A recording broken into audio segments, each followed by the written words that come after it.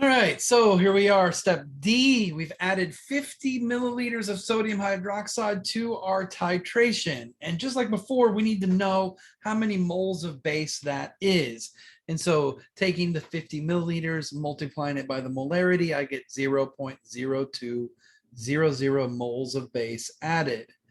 Well, we know that that means that there are the same amount of moles of the hypothetical acid that gets reacted. So if I started out with 0.02 moles of HA, and we figured that out before, so if you don't know where we got that, go back and look at the other parts of the problem.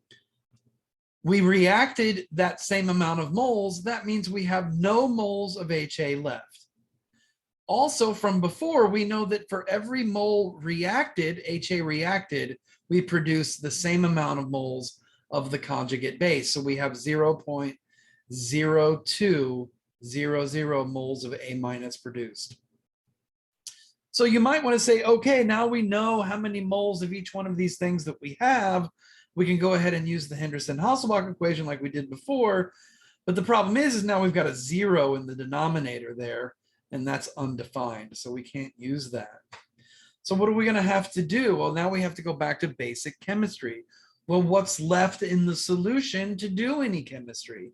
At this point, the only thing that's in the solution that can do chemistry is the conjugate base. So it's a weak base, and so it can react with water. It can form its conjugate acid and hydroxide. There's an equilibrium expression for that involving the equilibrium constant Kb. So all we need to do again is figure out what that initial concentration of the conjugate base is in order to do this I-stable. Now, figuring out the initial concentration isn't straightforward. We do know that we have 0.02 moles of that stuff left that's in the solution, but what we have to figure out right now is what's the volume of the solution. And we can't forget that we're in the middle of a titration, actually at the end of a titration. And so we don't just have the 100 milliliters that we started with.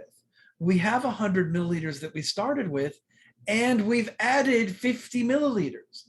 So now our volume is 100 plus 50, it's 0.150 liters or 150 milliliters.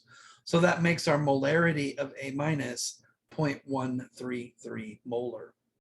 Now I know the initial concentration and I can do my I-stable as I would before.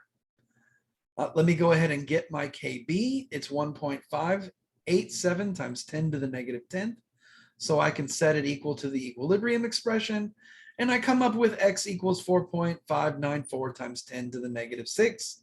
It's small enough to go ahead and have neglected, so I'm good with my assumption. This is going to help me get my POH, which is 5.34. And using the identity from POH plus pH equals 14, I get pH equals 8.66, so 8.7 rounded up. And that's the answer for this part D.